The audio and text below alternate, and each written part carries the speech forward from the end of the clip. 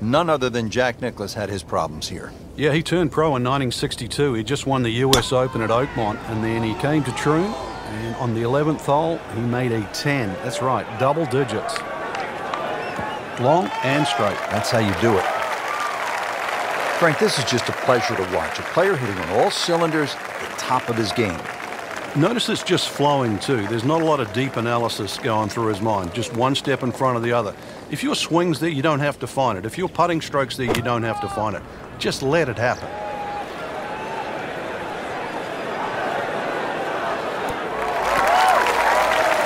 Early part of this second iron, a good approach shot. Now, pretty good chance for birdie.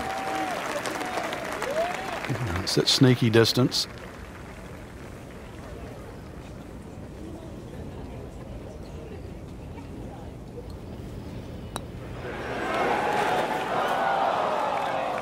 Frank had the touch of a plumber right there. Yeah, you'd like a redo, wouldn't you? Wake up, wake up!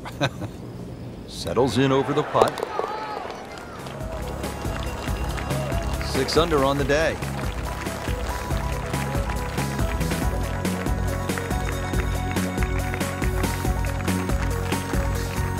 Back here at the 12th, and this is a hole that heads back towards the water. You might not see your tee shot land over the ridge in the middle of the fairway here, Frank, so what's the best strategy? Well, it's called the fox, and you have to be cunning like a fox here. This one has a slight bend to the right, and a little like the previous hole, this is another fairway that certainly requires your best tee shot. Frank, what's the best way to get at the golf ball when it's sitting down just a bit in the rough? You have to accept the fact, first and foremost, that you're not going to get clean contact. So you have to decide whether the ball's going to come out short or it's going to fly. Because very rarely will it come out the normal distance of what you hit on the fairway. So if it's a little thin and wispy, chances are it might fly. If it's nestled down, you're going to have to take at least another club. Nice approach shot. He'll be happy with that.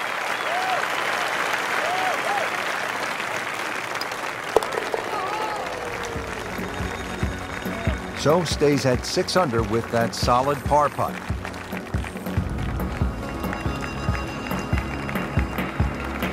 Frank beginning to head towards home. This is the 13th of par 4. Another dogleg right. Problem isn't really the tee shot here, even though there's undulations and mounds all over the fairway. Second shot's played uphill to an elevated green. We moved that one out there, but he is not going to like the lie. That moved down in the rough. Second shot coming out of the rough here.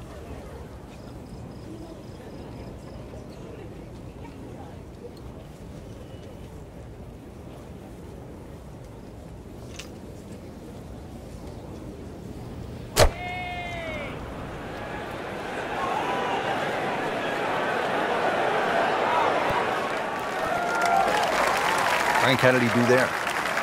Well, he's inside 30 feet, but 27 feet, it's not exactly what you'd call close. Boy, this could be a tough one right here, Frank. It's a very long putt, Rich. Obviously, it's difficult, but he still has a shot to sink this one for birdie.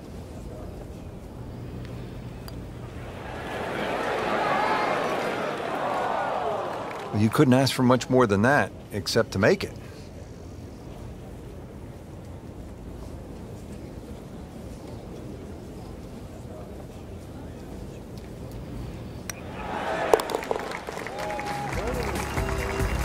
Solid par. Frank, what kind of par 3 is the 14th here? Well, you can get sucked in here. Just 180 yards, which isn't considered that long. But if you look too much at the front of the green, you're going to see that's where the protection is. Well, this one should be safely on deck here. Certainly had enough power, just didn't have any touch.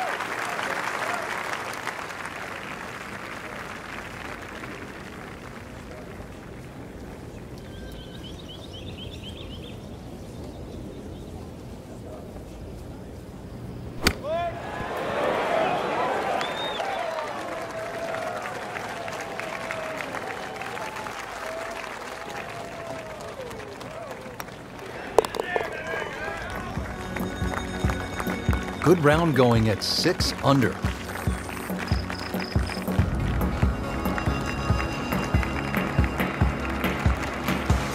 Now at the 15th at Royal Troon Golf Club, 483-yard par 4. This, Frank, is one of the hardest holes in the course. It's certainly a stout par 4 at that distance. If you're playing it into a head breeze, then 260 yards is certainly going to be a big tee shot. But 260 yards takes all the bunkers out of play.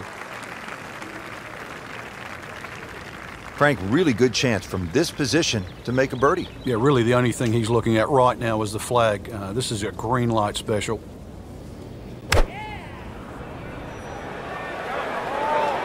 Down, little Sheba, down!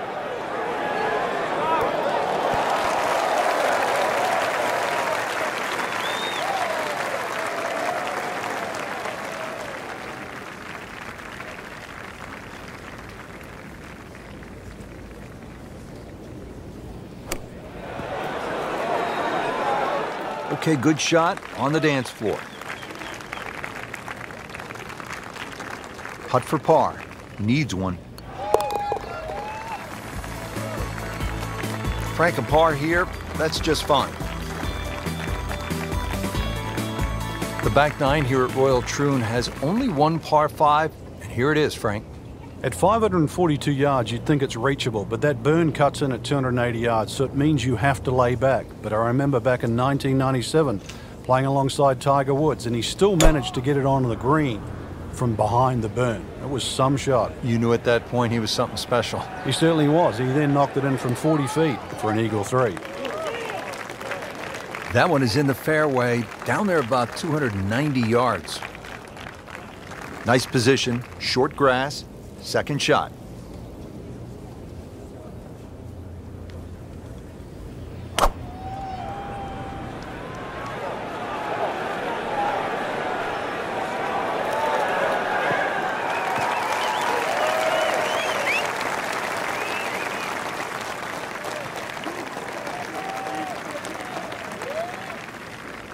Now his third, staring right at the green.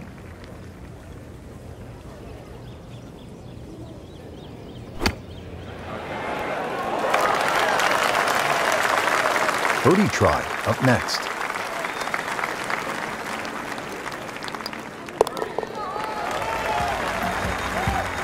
Now to 7 under par.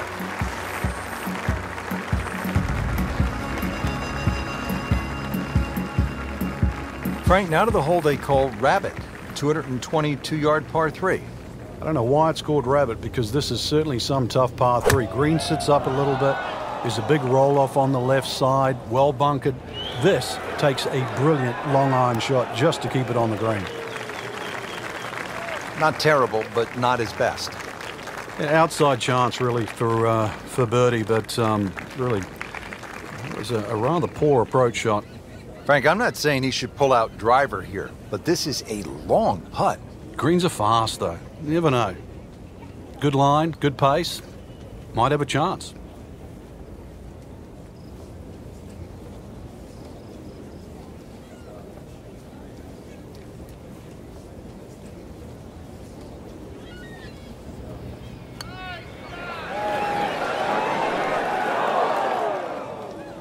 That was not a very good read right there.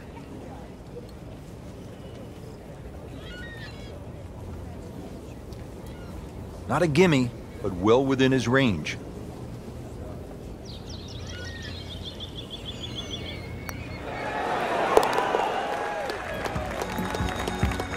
Just an amazing display. The records continue to fall.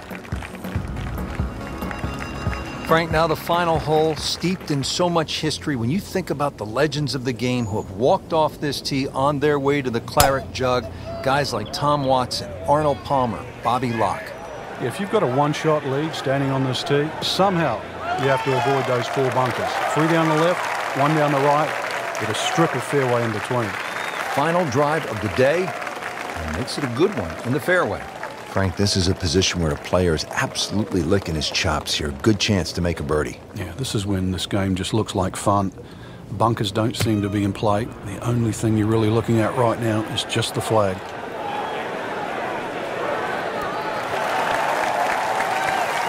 Great way to finish off the final approach shot with a birdie opportunity. Birdie chance here. Very long putt, though. Got to be a little careful if it gets away on him.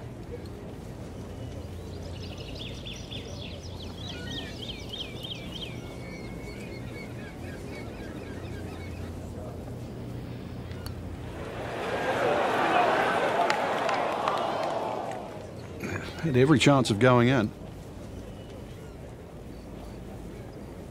And getting ready for the putt. Oh, I thought he had that.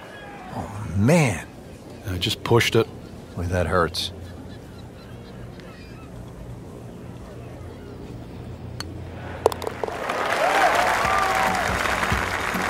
In this situation, Richard, bogey's not all that bad. Still has the lead. Frank, you surprised to see that name on top of the leaderboard? I am surprised to see the name, but not that style of golf leading. It was great performance.